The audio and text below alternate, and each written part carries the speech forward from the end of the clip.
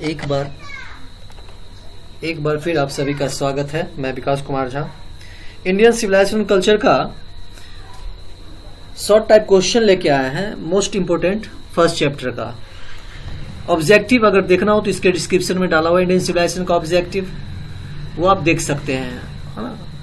और अभी आप देख रहे हैं, आपके सामने स्क्रीन पे दिख रहा होगा, हिंदी और इंग्लिश दोनों में दिखेगा आपको क्वेश्चन आंसर दोनों। तो सबसे पहला क्वेश्चन है, what are modern civilization according to the author. लेखक के अनुसार आधुनिक सभ्यता क्या है। तो देखिए 2 नंबर का क्वेश्चन है, इसको आप आराम से आंसर दे सकते हैं। According to the author Mahatma Gandhi, देखिए modern civilization is the worship of things. अब लेखक मॉडर्न सिविलाइजेशन को क्या क्या बता रहे हैं, यहाँ पूजा की वस्तु बता रहे हैं, worship of the wildness within us, हमारे अंदर का जंगलीपन का पूजा बता रहे हैं, है ना। इट इज गॉडलेस, यह ईश्वरविहीन है।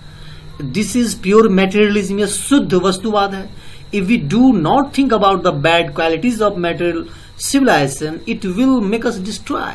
और ये भी कह रहे हैं, अगर हम नहीं सोचे इसके जो कमियां हैं उसके बारे में, जो बुराइयां हैं उसके बारे में, तो ये हमें बर्बाद कर देगा। ये किसके बारे में बात कर रहे हैं, बर्बाद कर देगा? तो मॉडर्न सभ्यता के बारे में।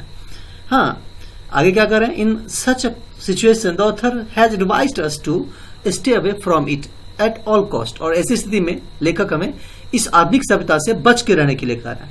तो चलिए, ये था पहला क्वेश्चन। अगर इसको ट्रांसलेट के जरिए से बनाना चाहते हैं, जो मॉडर्न सभ्यता को ऑथर ने क्या कहा, क्या कहा है, तो आप इसको लिख सकते हैं। आपके स्क्रीन पे दिख रहा होगा, इसको आप ट्रांसलेशन के माध्यम से भी बना सकते हैं। जो लेखक महात्मा गांधी के अनुसार आधुनिक सभ्यता वस्तुओं की पूजा है, यह हमारे अंदर की जंगलीपन की पूजा है। देखिए और क्या क्या है, यह ईश्वर विहीन है। हाँ, यह शुद्ध भौतिकवाद है। भौतिकवाद मेटेरियलिज्म होता है।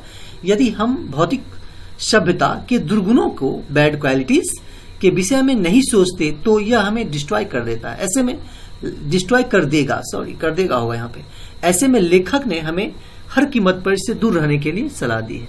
अब ये हो गया आपका 2 नंबर का आंसर। इसको हिंदी में लिख करके ट्रांसलेट करके अभ्यास कर सकते हैं उन छात्रों के लिए जो थोड़ा सा दिक्कत महसूस करते हैं इंग्लिश में। फिलहाल वैसे भी आप बना सकते हैं अगर आपको कोई प्रॉब्लम ना हो तो। दूसरा क्वेश्चन है, what message did the author give to the countryman regarding dealing with modern civilization. आधुनिक सभ्यता के साथ जो व्यवहार करें, इसके बारे में लेखक ने देशवासियों को क्या संदेश दिया है ना। देश को क्या कहा है, आधुनिक सभ्यता के साथ क्या होना चाहिए, क्या करना है हमको। तो ऑथर क्या कहते हैं, ध्यान दीजिएगा। लेखक the author Mahatma Gandhi has told the countryman about dealing with modern civilization that the countryman should stay away from modern civilization, है ना। उसे दूर रहना है, किससे, आधुनिक सभ्यता से। क्यों? तो because after years of experience, मतलब सालों साल के अनुभव कौन किए थे, महात्मा गांधी के थे। They have learn from it, उन्होंने सीखा इससे, that it is not good for our climate and environment, कि ये जो पश्चिम सभ्यता है हमारे क्लाइमेट के लिए सुटेबल नहीं है, हमारी पर्यावरण के लिए, आबो हवा के लिए सुटेबल नहीं है।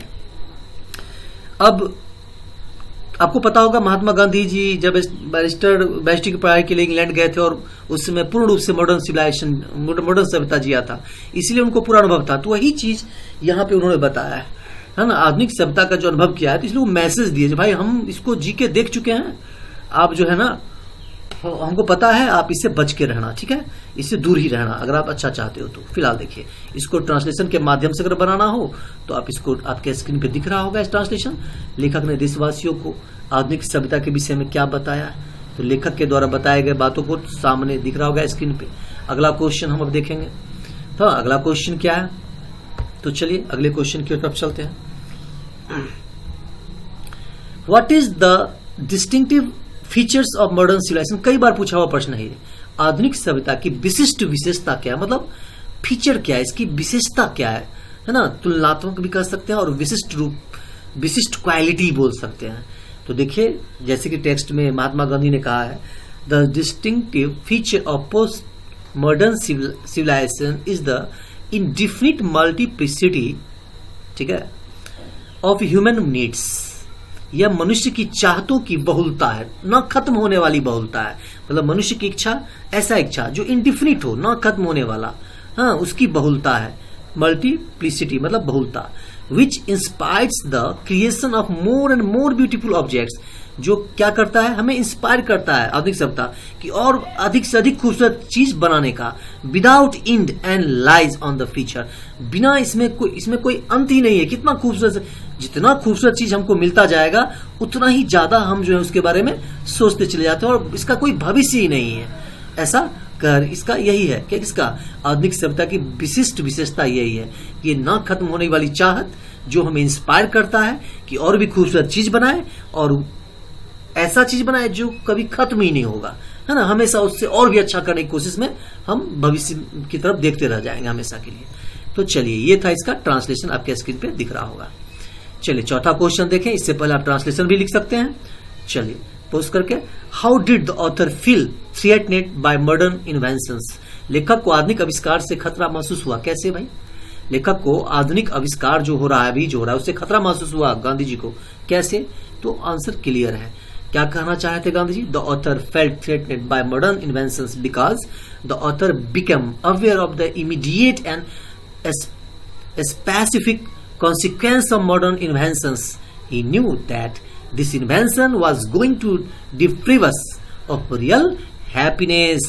लेखक को आधुनिक आविष्कार से खतरा महसूस हुआ क्योंकि लेखक आधुनिक आविष्कारों के तत्कालिक, मतलब आप कह सकते हैं क्षणिक और विशिष्ट परिणामों से अवगत हो गए थे।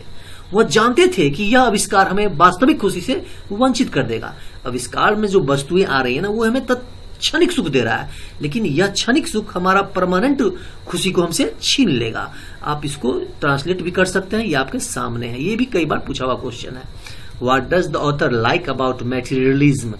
What does the author like about materialism. Materialism, लेखक भौतिकवाद को क्या पसंद करता है? लेखक भौतिकवाद में क्या पसंद करते हैं? देखिए, the author gives priority to development on a spiritual basis rather than development on the basis of materialism and materialism. Modern people will have to perish under the burden of materialism. That's why he likes to limit our desires. उसमें क्या चाहते हैं, क्या पसंद करते हैं उसमें करना, तो वही कर रहे हैं यहाँ पे। लेखक जो है ना, प्राथमिकता देना चाहते हैं इसके डेवलपमेंट में। जो आज मॉडर्न टाइम में जो डेवलपमेंट हो रहा है उसमें एक अध्यात्म के पास आके रुके, है ना। विकास जो है ना आध्यात्मिकता के आधार पर किया जाए, उसको प्राथमिकता दिया जाए, ये भौतिकवाद को बढ़ावा ना मिले, है ना। और यहाँ पे स्पष्ट लिखा, लेखक भौतिक और भौतिकवाद के आधार पर विकास की बजाय आध्यात्मिक आधार पर विकास को प्राथमिकता देता है ना। आधुनिक लोगों को भौतिकवाद के बोझ तले दबकर नष्ट होना पड़ेगा, इसीलिए वो अपनी हमारी इच्छाओं को सीमित करना पसंद करते हैं। लेखक हमारी इच्छाओं को सीमित करना पसंद करते हैं। आप अनुवाद कर सकते हैं, आपके सामने है। पांचवा question, on what does our civilization depend. हमारी सभ्यता किस पर निर्भर करती है? तो हमारी सभ्यता क्लियर है। आप जानते हो महात्मा गांधी अपने निबंध में क्या कहा है? हमारी our culture, our swaraj depend not on increasing our desire self intelligency. ये हमारी इच्छाओं को बढ़ाने पे नहीं, हमारे खुद के किसी चीज में संलिप्तता में नहीं, इच्छाओं के अंदर संलिप्तता में नहीं, बल्कि on limit our desire self sacrifices. हमारी खुद के त्याग पर। कैसा त्याग? आत्म त्याग को सीमित करने पर निर्भर करता है। तो ध्यान रखिएगा, ट्रांसलेशन आपके सामने है। महात्मा गांधी अपने निबंध में क्या कर रहे हैं, किसके बारे में? तो हमारे सभ्यता के बारे में बता रहे हैं, जो किस चीज पर निर्भर करती है हमारी सभ्यता। हमारी सभ्यता मतलब इंडियन सिविलाइजेशन। आप इसको रोक करके आराम से चाहे तो ट्रांसलेट करने की अभ्यास कर सकते हैं। जो वर्ड प्रॉब्लम हो इसके ऊपर से भी ले सकते हैं। What is the real meaning of the word civilization. ये जो वर्ड सिविलाइजेशन, इसका वास्तविक अर्थ क्या है? सभ्यता शब्द के वास्तविक अर्थ सभ्यता शब्द है ना, वास्तविक अर्थ में क्या है? तो चलिए देखते हैं। According to Mahatma Gandhi, real meaning of civilization is deliberate and voluntary restriction of desire. सभ्यता का वास्तविक जो अर्थ होता है, इच्छाओं पर जानबूझकर और स्वैच्छिक प्रतिबंध लगाना होता है ना। जो क्या करता है? This alone enhance and promotes satisfaction. ये अकेले ही संतुष्टि और वास्तविक खुशी और सेवा, genuine happiness and capacity of for service, और सेवा की क्षमता को बढ़ाता है और बढ़ावा देता है। यही सभ्यता का वास्तविक अर्थ है। चलिए ट्रांसलेशन भी कर सकते हैं आप। अगर आपको अच्छा लग रहा हो तो आप चाहते हो हर एक चैप्टर का आपको पीडीएफ भी मिले इसका, तो आप एक बार मैं फिर तो कमेंट में आप पीडीएफ जरूर मांगे, और कमेंट में मांगेंगे तो 100% आपको पीडीएफ मिलेगा। पीडीएफ पहले आपको इंडिविजुअल दिया जाएगा, है ना। डिस्क्रिप्शन में इसका ऑब्जेक्टिव आप देख सकते हैं, और अगर आप चाहते हैं जो बुक का लाइन बाय लाइन तो वो भी मिलेगा, पिछले साल का ही पढ़ाया हुआ है वो भी इसमें होगा। इंडियन सिविलाइजेशन कल्चर का लाइन बाय लाइन पढ़ाया हुआ है। चलिए फिलहाल ये देखिए question number 7, why did our ancestors turn us away from luxuries and comforts. हमारे पूर्वज हमें विलासता और सुख सुविधाओं से क्यों विमुख किया है। हमारे पूर्वजों ने हम क्या किया, हम लोगों को सुख सुविधा और विलासता से अलग कर दिया। क्यों भाई, तो क्या कह रहे हैं सुनिए। हमारे पूर्वज जानते थे, बहुत समझदार थे, इसीलिए क्या है, आवर एंसेस्टर्स बिलीव्ड दैट, वो मानते थे कि no person is happy because he is rich. कोई आदमी अमीर हो जाए तो खुश हो, ऐसा नहीं है, और अनहैप्पी क्योंकि वो गरीब हो, ऐसा नहीं है। The rich are often seen unhappy. अक्सर देखा गया है जो अमीर है वो न खुश है, और पुअर हमेशा खुश है। तो ये सभी देखने के बाद seeing all this our ancestors turn us away from luxuries and indulgences. उन्होंने हमें क्या किया है, विलासतापूर्ण जीवन जीने से हमें विमुख किया है, भोग विलास से हमें विमुख कर दिया है, अलग कर दिया। मतलब ज्यादा पैसा, है ना, क्या हो रहा है, दिक्कत हो रहा है, प्रॉब्लम हो रहा है, तो ध्यान रखिएगा। अब ये हो गया आपका बीवीआई क्वेश्चन, ठीक है। अब हम नेक्स्ट चैप्टर में देखेंगे इसका एक्सप्लेनेशन, वो भी आपके डिस्क्रिप्शन में होगा।